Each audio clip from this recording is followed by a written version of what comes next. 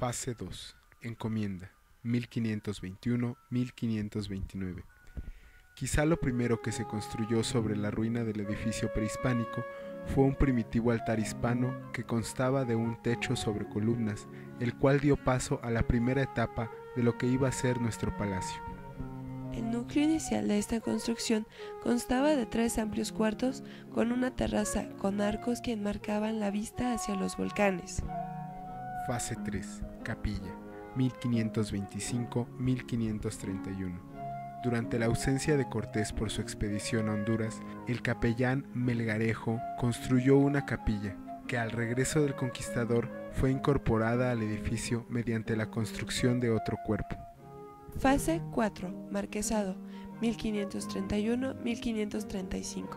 En 1529, Cortés recibió en España el título de Marqués del Valle de Oaxaca y contrajo matrimonio con Zúñiga y Ramírez de Arellano. Esto ocasionó una nueva ampliación al edificio, pues se convirtió en la residencia de la marquesa, donde nació, entre otros hijos, Martín, que iba a ser el segundo marqués del Valle de Oaxaca a la muerte de su padre en 1547. Probablemente la terminación de esta etapa fue en el año de 1535, pues en las columnas del piso alto se ve un grabado en la piedra con el símbolo Nahui-Acatl, 4 caña, que en numerales el calendario indígena señala esa fecha.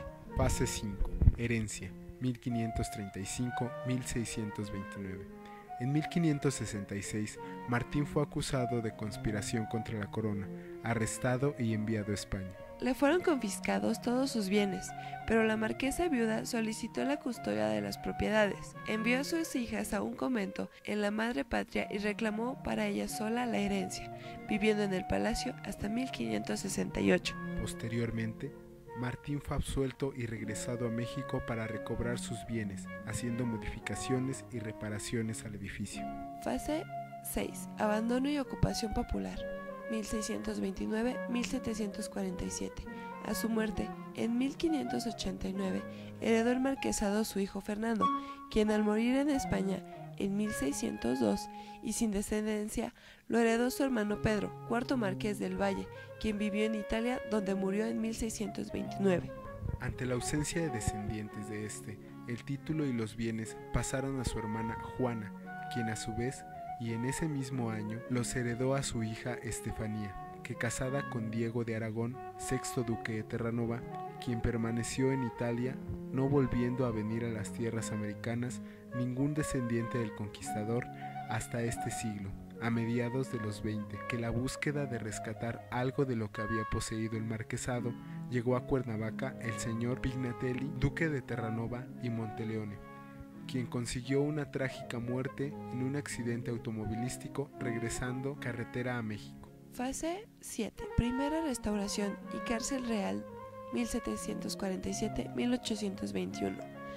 El descuido y abandono de sus propietarios y la utilización distinta al proyecto original produjo un rápido deterioro, y hasta el siglo XVIII, que a raíz de una inspección de los fiscales de la corona, se realizó una primera restauración, como se constata en un letrero grabado en el arco de la cámara principal en el segundo piso, justificando el uso práctico del inmueble al instalar allí la Real Cárcel de Cuernavaca. En una celda construida especialmente para ello, estuvo preso, acusado de insurrección en 1815, José María Morelos y Pavón.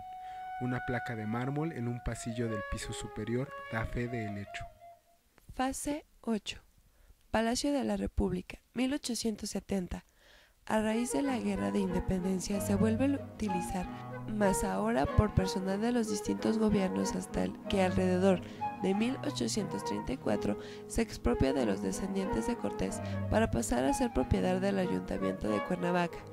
En vista de que se adeudaba una gran cantidad de impuestos, decisión no muy bien aceptada por los herederos del conquistador, quienes desde Europa siguieron peleando su posesión. En época del imperio de Maximiliano fue ofrecido al emperador, quien al principio se entusiasmó con la idea, pero al saber que no estaba claramente establecida la propiedad del inmueble, rehusó la oferta, instalándose mejor en el Jardín Borda.